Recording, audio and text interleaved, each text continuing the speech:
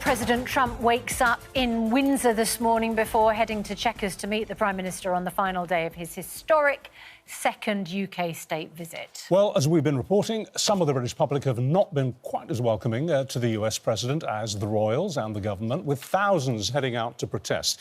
But as our biggest trading partner, should we be showing the President of the United States a bit more respect? Here to debate this is the former Conservative Cabinet Minister, Dame Penny Mourdant, who says that it's childish to tell Donald Trump, in effect, to get lost, although that's one of the politer expressions you'll see on the placards, while newly elected Green Party leader Zack Polanski says that the President shouldn't even have had a second state visit. He shouldn't even be here. But, Zack, it looks like it's got us a £150 billion investment deal. That's the biggest investment deal the UK has ever received. So, come on, I mean, surely it's worth it.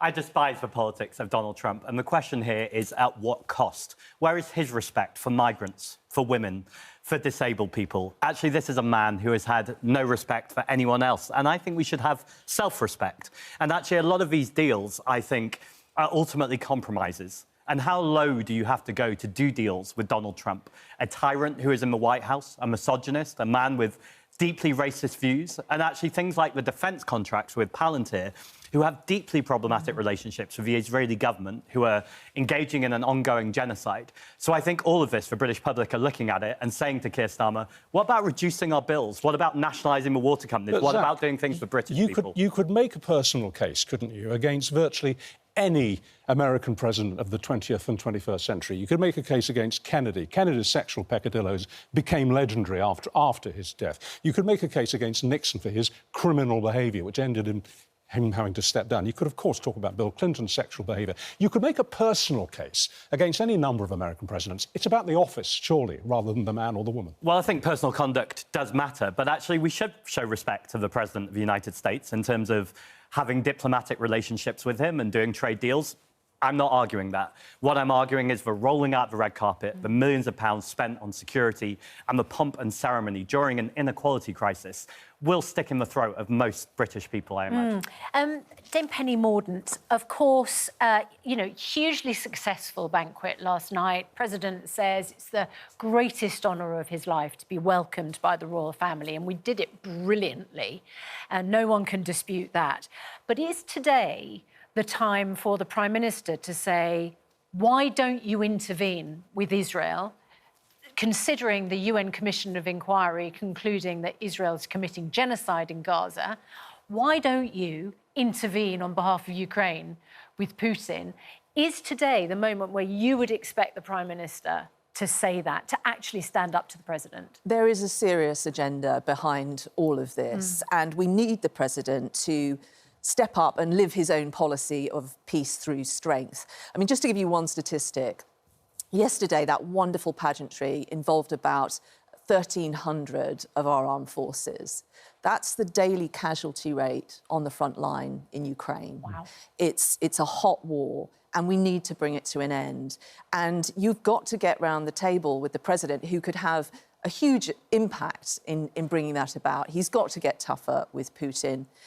It is the right thing to do, and if we don't do it, we will be ourselves in a conflict in short order. What's the Prime Minister's leverage? Because he's already said, you're hugely welcome, we're going to spend tons of money on you, we're going to give you the greatest honour that our state can provide. So if today the President just goes, it's business as usual, I'm not changing anything, the Prime Minister's lost all his cards, hasn't he?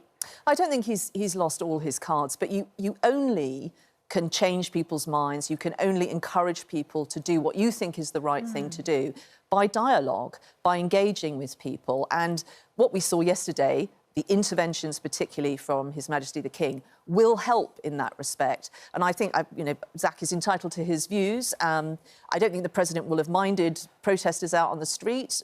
We believe in free speech. But this is the politics of the student. I don't think we've got to get serious. There are serious issues here. Is it the tone of a process that's the issue here? Because, I mean, for example, some of the placards that were being waved yesterday in London and in Windsor, we can't show. The personal abuse against the President is off the scale. Is it that gives you the problem? That it's the level of, if you like, rudeness I on much display. prefer, and I think it's much more effective when you have witty placards that aren't abusive. I think we do that very well in Britain. But people are entitled to put on placards what they like. I personally don't object to that, and I don't think it would have had an impact on the president. What I want to see, particularly from leaders of political parties, is a serious approach to the President of the United States to try and persuade him to do things that we would like to see, that are good for our country and good for the world. I actually agree, but what I think we're seeing is not a serious approach. I agree with dialogue. This is not dialogue, this is licking his boots. Ultimately, this is a president who has threatened to throw his toys out the pram if he didn't get a second state visit. And what do you do with a child with bad behaviour? You don't reward that bad behaviour by giving him more. You actually say we're a country who should stand on our own 2 feet, who should be proud of our sovereignty, and you can't have this discussion without talking about Brexit. Nigel Farage, Donald Trump, Elon Musk, 3 con men who have ruined this country through Brexit, a catastrophic decision, when actually we should be working with our European neighbours. Just 2 days after Keir Starmer offered this state visit, we saw Donald Trump call Vladimir Putin his friend and shame Zelensky in the White House. So the argument isn't coherent, Penny, that actually Donald Trump is our ally in this, because we should be working with Zelensky and not Putin. America is our ally in this, and there has been progress made over recent months in getting the president to agree to help with particular security guarantees. We have to build on that. These are serious matters. And you talk about our sovereignty. This isn't... We're not changing our foreign policy. I disagree with some of the policies of the government, but they're the policies of Britain. Sovereignty is not about isolationism. It's not about pulling up the drawbridge. And the very thing that you have accused the president of doing in pulling away from the world, you're now suggesting that we do. This is the most powerful man on earth.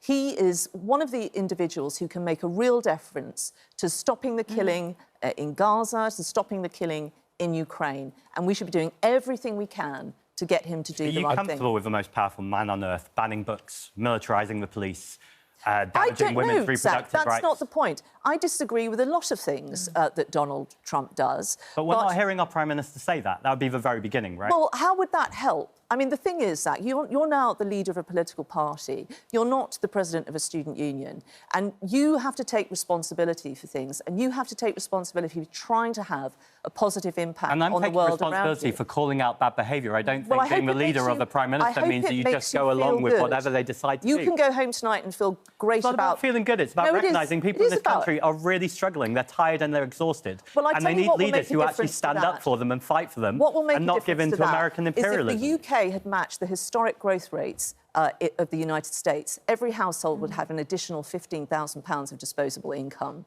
I think that politicians who boycott we could have done that, but your Prime Minister wanted to cut the green grow crap. up, that cost us and all we've got thousands to of get pounds. focused on the serious issues that are facing us. We asked you if we should show the president more respect. 63% of you said yes. We're not being deferential enough.